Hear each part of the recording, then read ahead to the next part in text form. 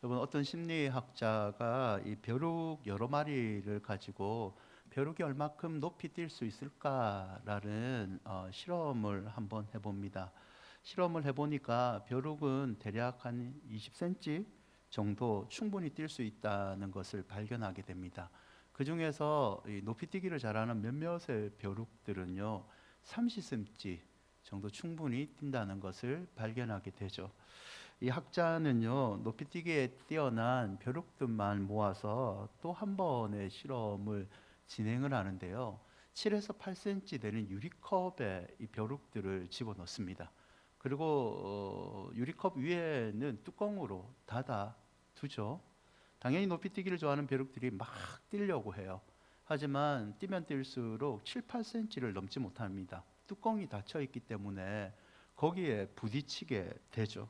한두 시간이 지난 후에 심리학자는요 벼룩이 들어갔던 유리컵 뚜껑을 열어줍니다. 근데 벼룩들은요 웬일인지 더 이상 뛰지 않습니다. 이제 나는 뛸 수 없다라는 패배감과 상실감들이 벼룩들의 마음을 가지게 된 거죠. 이 학자는 이거를 통해서 인간이 한계에 빠지게 되면 스스로 모든 것을 내려놓는 심리적 현상을 하나 발견하게 됩니다.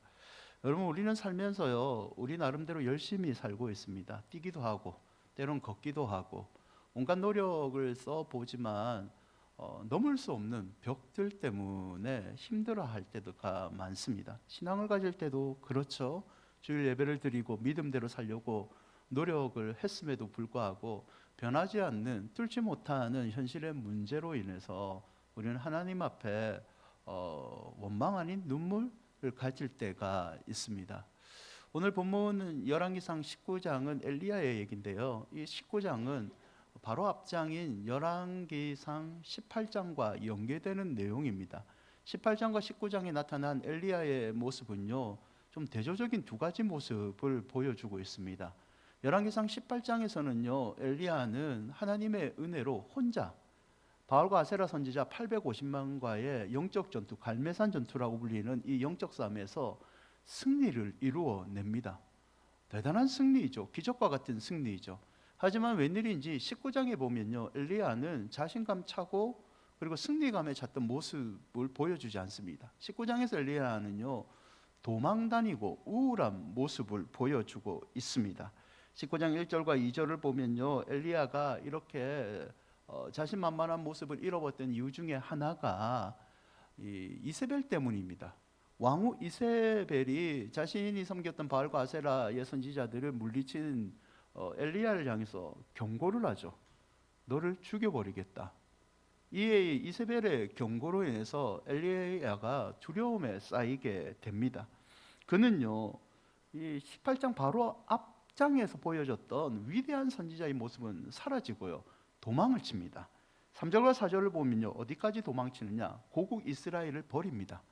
유다 땅까지 망명을 선택을 합니다. 심한 우울감이요 엘리야를 지배하기 시작합니다.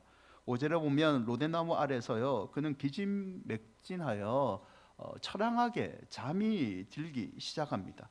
여러분, 짧게 얘기했지만요 18장과 19장의 엘리야의 모습은요 인간이 두 가지 모습을 보여줍니다. 극단적인 모습이죠. 충만한, 자신감 충만한 모습, 우울증에 빠져서 인생의 모든 것을 다 잃어버린 절망의 모습.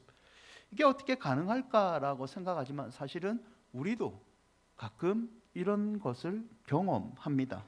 수년, 수십 년 동안 믿음과 삶으로 변화되도록 열심히 노력했는데 변하지 않는 내 믿음을 보고 가족의 구원이나 내 기도의 응답을 가지고 내가 진짜 할 수 있는 만큼 기도의 모든 모습도 다하고 하나님 앞에서 올바로 살아갔는데 이 은혜는커녕 사람들이 이런 말을 하죠. 믿지 않는 가족들이, 너는 교회를 그렇게 열심히 다녔는데 왜 너의 집안은 그 모양 그 꼴하지냐. 저도 종종 들었던 말이기 때문에 이런 말들을 들으면 우리는 엘리야처럼 낭망을 하게 되죠. 영적인 외로움을 느끼게 됩니다. 열왕기상 19장 10절을 보면요 엘리야는 자신의 고백대로 열심히 유별한 사람이었습니다. 남들보다 더 뛰어나게 하나님 말씀 지키고자 노력했던, 목숨 걸고 지켰던 사람이죠. 그런데 지금 그는요 10절 끝절에 보면 나만 남았거늘 혼자 남았다는 마음 때문에 많이 힘들어하고 있습니다. 14절에도 엘리야는 오직 나만 남았다는 말을 2번 반복하고 있죠. 2번 반복하고 있다는 것은 이제 하나님 원망한다는 소리죠. 하나님, 나 믿음 지키고 이렇게 주의 말씀대로 살았는데 왜 이런 패배감과 절망감을 나에게 주고 사람들은 나를 칭송하고 격려하기보다는 나를 죽이려는 추격자들만 이렇게 늘어납니까? 하나님에게 원망을 하고 있는 거죠.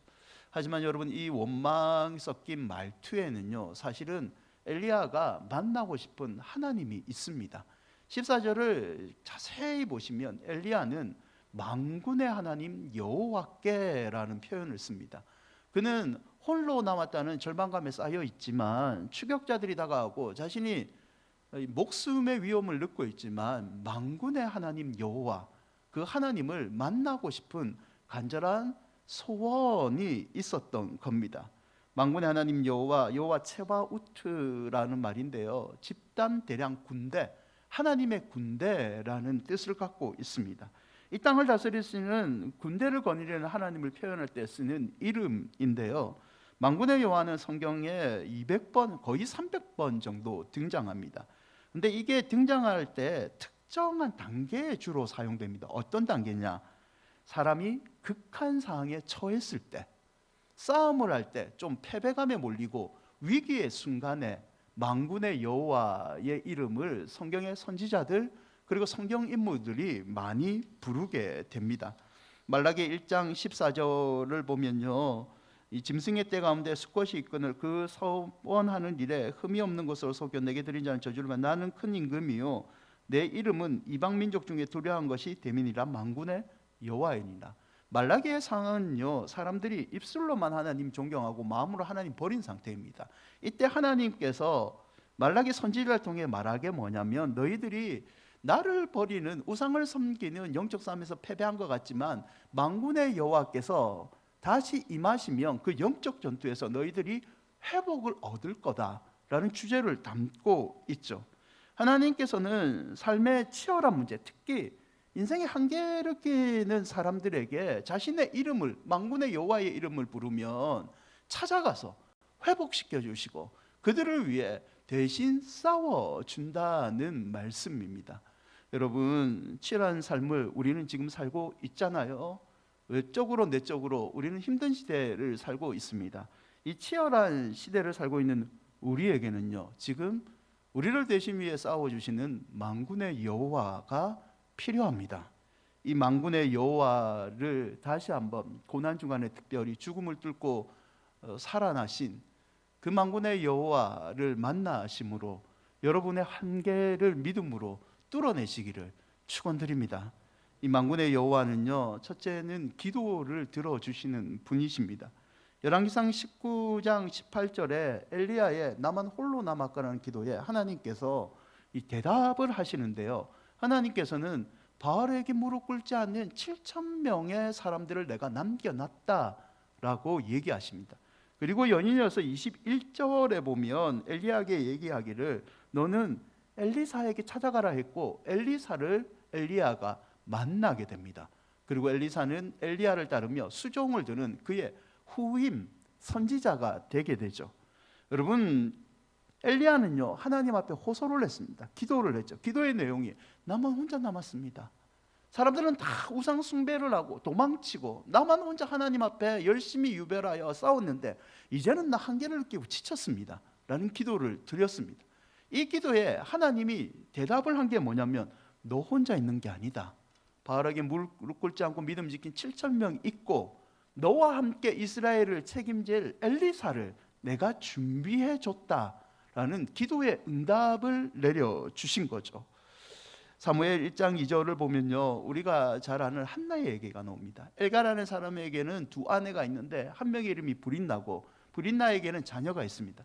또 한 명의 아내 엘가라가 너무 사랑하는 아내 한나가 있는데 이 한나에게는요 안타깝게 자식이 없습니다. 자녀가 없다는 것은 남편이 아무리 사랑해줘도 큰 고통이죠. 하나는 이 고통 때문에 자신의 인생의 한계를 느끼고 있습니다. 아이를 낳는 문제를 자기가 어떻게 할 수가 없잖아요. 인생의 한계를 느꼈을 때 한나는요 하나님의 이름을 부릅니다. 사무엘상 1장 10절과 11절에 보면요 한나는 마음이 기울여서 여호와께 기도하고 통곡하고 소원하여 이르되 만군의 여호와여 주의 여종의 고통을 들으시고 나를 기억하여 주십시오라고 하나님의 이름을 부르면서 아이를 낳지 못하는 인생의 한계를 뚫어보려고 몸부림치고 있습니다. 사무엘상 17장에 또 다른 만군의 여호와의 이름을 부른 사람이 한 명 더 나오는데요 17장 45절을 보면 우리가 잘 아는 다윗입니다. 다윗이 블레셋 사람 골리앗과의 전투에서 다윗은 만군의 여호와의 이름으로 싸웁니다. 사람들이 보기에는 이 상대가 안 되는 골리앗 백전백패할 다윗이 만군의 여호와의 이름으로 나아갔더만 한계를 뛰어넘고 골리앗을 물리치는 기적을 체험하게 되죠. 여러분 예레미야 20장 11절과 13절에 이런 말씀이 있는데요 함께 읽어볼까요? 그러하오나 여호와는 두려운 용사 같으시며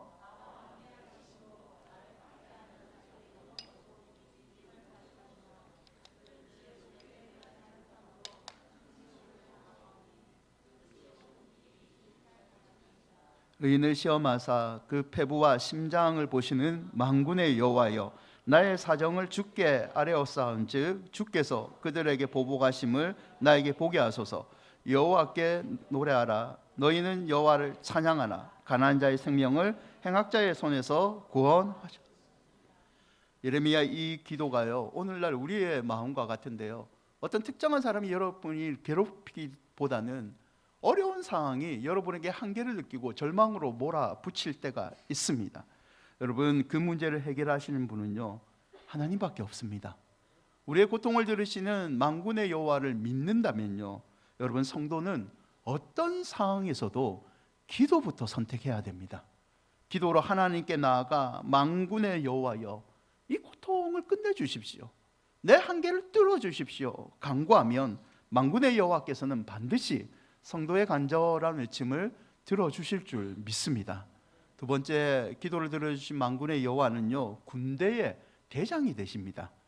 열왕기상 19장 15절과 17절에 보면요 하나님이 나만 홀로 남았거늘이라고 고통을 호소하는 한계를 호소하는 엘리야에게 다음 말씀을 하신대요. 15절과 17절은 엘리야에게 선지자로서 너의 할 역할 사명을 다시 주시는 말씀입니다. 세 가지인데요 다메섹에 가서 하사엘을 아람의 왕으로 세워라 닙시의 아들 예후를 기름 부어 이스라엘의 왕으로 삼아라 그리고 엘리사를 기름 부어 너를 대신하는 선지자로 삼아라. 이 세 명은요 우상 숭배를 하고 있는 백성들을 심판합니다. 블레셋의 바알 숭배를 없애는데 앞장서는 역할을 합니다. 여러분 하나님의 엘리야에게 다시 주신 이 소명 엘리야의 선지자의 역할은요 이 조금 더 살펴보면 딱 한마디로 표현할 수 있습니다. 네가 지금까지 혼자 싸우는 것 같지만 내가 너를 대신하여 싸워주겠다. 싸우신 하나님을 표현합니다.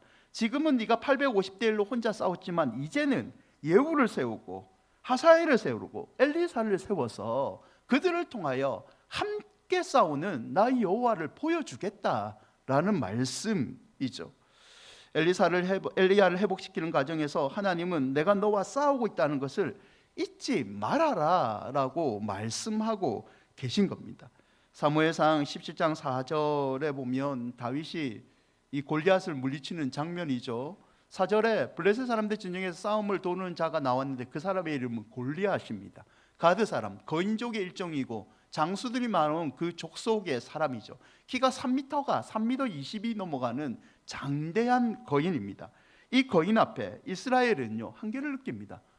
아무도 나서서 싸울 자가 없습니다. 심지어는 10절과 11절에 골리앗이 모독을 하죠. 이 모독을 듣고요 끝절에 보시면 11절 끝에 보면 이스라엘 사람들이 블레셋 사람들의 말을 듣고 놀라 크게 두려워하니라. 아무도 나서지 못합니다. 이거는 무조건 진다. 누가 나가겠느냐? 싸우면 무조건 지는데 이 전쟁에서 싸움이 중요한데 이들은요 싸움을 아예 포기하는 한계를 느끼게 된 거죠. 이때 우리가 잘 아는 다윗이 등장합니다. 다윗은요 싸움을 잘하는 장수가 아닙니다. 그리고 진중에는요 다윗을 아는 사람들은 거의 없습니다. 그런 다윗이 나오죠. 그리고 갑옷과 칼을 받아도 맞지 않다고 버립니다. 오히려 자기가 평소에 사는 물맷과 돌 5개를 들고 나갑니다. 사람들은요, 다윗에게 아무 기대도 안 합니다. 다윗이 저렇게 골리앗 앞에서 이상한 짓을 한 동안 차라리 우리는 도망가자, 이런 마음을 가지고 있는 사람들이 더 많았을 것 같아요. 하지만요, 다윗은요, 물매와 돌 5개 위에 비장한 무기, 결정적인 이 전쟁을 이길 수 있는 무기 하나를 가지고 나갑니다. 그게 사무엘상 17장 45절에 나와 있는데요, 우리 함께 읽어볼까요? 다윗이 블레셋 사람에게 이르되 너는 칼과 창과 단창으로 내게 나아오거니와 나는 만군의 여호와의 이름 곧 내가 모욕하는 이스라엘 군대의 하나님의 이름으로 내게. 다윗은요, 전쟁의 승패가 칼과 창에 있지 않다는 걸 알고 있었습니다. 그는 전쟁은 만군의 하나님께 속했기 때문에 하나님의 이름을 부르면 하나님께서 나를 대신하여 저 거대하고 싸움을 잘한다고 생각하는 골리앗을 반드시 물리친다는 믿음을 가지고 전쟁에 임했던 거죠. 그리고 하나님께서 다윗을 대신하여 이 골리앗을 쓰러뜨려 버리십니다. 사랑하는 여러분, 만군의 여호와는요, 자기 백성을 위해서 싸워주시는 분입니다. 다음 주가 고난주간이잖아요. 그리스도께서 이 땅에 오신 목적이 뭡니까? 인간이 해결할 수 없는 죽음과 공포의 그 한계를 그리스도께서 대신 싸워주시고 사망 권세를 물리쳐 주신 게 십자가의 은혜 아닙니까? 사랑하는 여러분, 인생의 한계를 느낀다면요, 고민하지 마시고 우리를 위해 대신 싸워주시는 하나님께 나아가시기를 바랍니다. 하나님께 부르짖으면 만군의 여호와께서 여러분을 둘러싸고 있는 온갖 두려움들을 즉시 물리쳐 주실 줄 믿습니다. 그러면 우리는 이 만군의 여호와를 만나기 위해서 더 어떤 믿음의 자세를 가져야 할까요? 첫 번째는요, 한계를 인정하셔야 됩니다.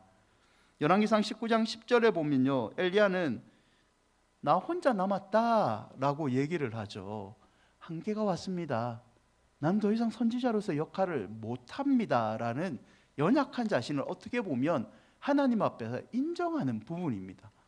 여러분, 이 말씀은요, 어떻게 보면 교만, 외로움이라고 표현될 수도 있죠. 하지만 솔직하게 나는 이제 내 힘으로는 더 이상 어떻게 할 수 없습니다. 그러니 만군의 여호와께서 도와주십시오라는 자신의 연약함을 인정하는 엘리야의 솔직한 모습이기도 합니다. 이 말을 듣고 난 다음에요, 하나님께서 좀 생뚱맞은 것을 보여주시는데요, 19장 11절과 12절에 보면 여호와께서 크고 강한 바람과 지진을 통해서 그리고 불을 통해서 임재하지 않으십니다. 그러더만 지진 후에 있는 세밀한 음성을 통해서 엘리야에게 속삭이며 자신의 모습을 계시해 주십니다. 나만 혼자 남았다고 말하는 엘리야의 요소에 아니다, 나 너 함께하고 있다라고 말씀하시면 되는데 기적을 보여주신데 바람을 일으키고 지진을 통해서는 임재하지 않지만 세밀한 소리로 하나님께서 임재를 보여주십니다. 이게 뭘 의미하느냐? 네가 생각하는 그 방법으로만 나는 나타나지 않고 때로는 네가 생각하지 않는 한계를 뛰어넘어서라도 나는 새로운 방법으로 내 자신을 보여주는 하나님이라는 것을 보여주는 장면이죠. 여러분, 누가복음 5장 3절과 4절을 보면요, 예수님이 제자들을 만나실 때 시몬 베드로를 만나는 장면입니다. 베드로에게 찾아가서 예수께서 얘기를 하죠. 깊은 데로 가서 그물을 내어 고기를 잡으라.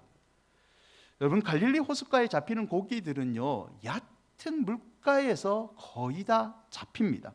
근데 예수님은 베드로에게 뭐라고 얘기합니까? 깊은 곳으로 가라. 상식은 얕은 물가에서 잡는 게 상식인데 예수께서는 고기를 잡을 수 없는 데 가서 고기를 잡아라 라고 얘기를 합니다. 이 말씀에 베드로가요, 대답을 하죠. 5장 5절에 밤새도록 우리가 수고하였습니다. 깊든 얕든 우리가 잡으려고 노력했는데 우리는 못 잡았습니다. 이게 우리의 한계입니다. 하지만 내가 그 한계를 뛰어넘는 엉뚱한 말씀을 하지만 주님 말씀을 의지하여 그물을 내리겠습니다. 여러분, 베드로는요, 순종의 모습을 보입니다. 나는 아무 노력을 했지만 할 수 없었습니다. 나는 연약합니다. 하지만 내 연약함을 뛰어넘는 말씀을 하시는 주님께 내가 내 인생을 한번 걸어보겠다라고 표현한 거죠. 사랑하는 여러분, 순종은요, 내 자신이 가진 지식과 경험의 한계를 인정하는 데부터 시작됩니다. 베드로는요, 자신의 한계를 인정하고 익숙한 고기 잡는 기술 경험을 포기했기 때문에 만선의 기적을 체험했게 된 거죠. 사랑하는 여러분, 인간의 끝은요, 때로는 믿음 안에서는 하나님 역사의 시작을 뜻하기도 합니다. 밤새도록 분주하게 노력했던 이 상황이 희망 없다는 것을 깨닫고 주님 앞에서 자기의 연약함을 인정했던 베드로였기 때문에 만선의 기쁨을 넘긴 것처럼, 우리가 주님 앞에서 아무 능력은 내 자신을 인정할 때 크나큰 주의 권능이 약한 내 가운데 임재하게 되는 게 여러분 영적인 원리라는 것을 잊지 마시기를 바랍니다. 내가 학대되면요, 하나님은 작아지십니다. 하지만 내가 하나님 앞에 작아지면요, 하나님은 크게 되셔서 작은 나를 보듬어 주시고 오히려 나에게 풍성한 기적을 보여주십니다. 그러므로 인생의 어려움을 만나게 되면요, 여러분 내 자신을 먼저 점검하십시오. 그리고 하나님 앞에서 약한 내 자신을 인정하시기를 바랍니다. 내 자신의 약함을 인정하면 만군의 여호와께서는요, 내 편이 되어 주셔서 영적인 싸움에서 항상 우리를 이기게 하실 줄 믿습니다. 두 번째는 내 한계를 인정하였다면요, 심정을 통하는 기도를 하나님께 드려야 되죠. 엘리야는 그가 교만했던, 절망 원망했던 하나님 앞에 기도를 하고 있습니다. 솔직한 기도를 했죠. 그래서 하나님께서 엘리야의 기도를 들으시고 그를 회복시키시며 엘리사 등등 하나님에게 무릎 꿇지 않는 7천인 등등 하나님 나라를 위해서 함께 동력할 동력자들을 붙여주셨죠. 여러분, 사무엘상 1장 10절에 한나도 하나님 앞에서 괴로웠을 때 기도를 한 장면이 나옵니다. 한나가 마음이 괴로워서 여호와께 기도하고 통곡하며, 세번역에서는 1장 10절에 같은 내용을요 이렇게 얘기해요. 흐느껴 울면서 기도했다. 한나는 의례적인 기도를 드린 것이 아니라 하나님 앞에서 눈물로 통곡하는 심정을 토하는 기도를 드렸다는 거죠. 이 심정을 토하는 기도가 하늘 보좌를 일으켜서 인간의 한계인 이 출산의 문제를 해결해 줬던 거죠. 하나는 비운의 여인에서 이스라엘 최고의 지도자인 사무엘의 어머니가 된 비결을 심정을 토하는 기도였음을 우리에게 교훈해 주고 있습니다. 시편 30편 11절에 이런 말씀이 있는데요, 함께 읽어 볼까요? 주께서 나의 슬픔이 변하여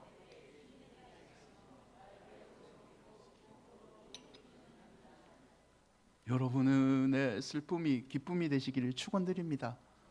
여러분의 배도과 같은 슬픔으로 잠겨있는 세월을 산다면요, 여러분 그 세월이 빨리 끝나고 기쁨의 감사의 노래를 부르시기를 축원드립니다.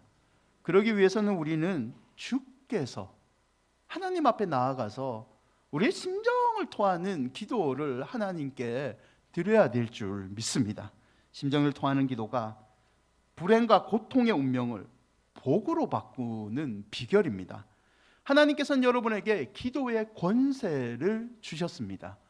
그 기도의 권세를 여러분이 잊지 마시고 포기하지도 마시고 끝까지 기도하여 기적의 주인공이 되시기를 바랍니다.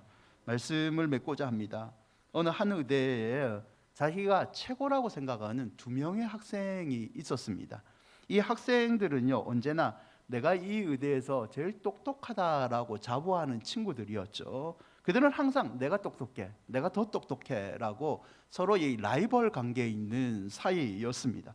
하루는 두 학생이 병원 복도를 걸어가고 있었죠. 그날도 오늘 내가 교수님한테 칭찬을 더 받았어. 아니야, 내가 더 받았어. 나는 이런 것까지 안다 라고 서로 으쓱대면서 길을 걸어가고 있었죠. 복도를 한참 서로 자랑하면서 걷고 있는데 맞은편 복도 끝에서 한 남자가 매우 고통스러운 표정으로 허리를 수그리고 이 엉거집중하는 모습으로 걸어오는 것을 보게 됩니다. 한 학생이 말하죠. 자신 있게 말합니다. 저거는 류마티스 관절염이다. 듣고 있던 다른 친구가 바로 말을 받아칩니다. 관절염 아니다. 너 참 모르는구나. 저 사람이 꾸부정하게 걷는 거 봤을 때는 저 사람은 허리 디스크이다. 두 학생이 계속 싸우죠. 관절염이다. 아니다. 허리 디스크다. 이거 맞다. 100% 맞다. 내 목숨을 건다. 이렇게 싸우고 있었죠. 한참 목숨같이 싸우고 있는데 그 고통스러워하던 남자가 가까이 다가옵니다. 그리고 힘겹게 이 싸우고 있는 두 친구에게 한마디로 묻습니다. 저 화장실이 어디에 있습니까? 여러분, 사람의 경험이나 지식은요, 한계가 있습니다. 그러므로 우리는요, 겸손히 우리의 연약함을 인정하고 모든 것을 아시고 모든 것을 통치하시는 하나님을 의지해야 될 줄 믿습니다. 시편 84편 12절인데요. 만군의 여호와여, 주께 의지하는 자는 복이 있나이다. 성도가 복받는 비결인 이 한 줄, 만군의 여호와여, 주께 의지하는 자는 복이 있나이다. 이 믿음의 고백을 여러분 꼭 기억하시기를 바랍니다. 만군의 여호와여, 주께 의지하는 복이 있나이다. 여러분, 성도는요, 돈의 힘이나 세상의 능력과 머리로 싸우는 사람들 아닙니다. 성도는 믿음으로 싸우는 사람입니다. 믿음으로 만군의 여호와를 의지하여 한계를 넘어 일하시는 하나님을 자주 만나시기를 주의 이름으로 축원드립니다. 우리 찬양하시죠.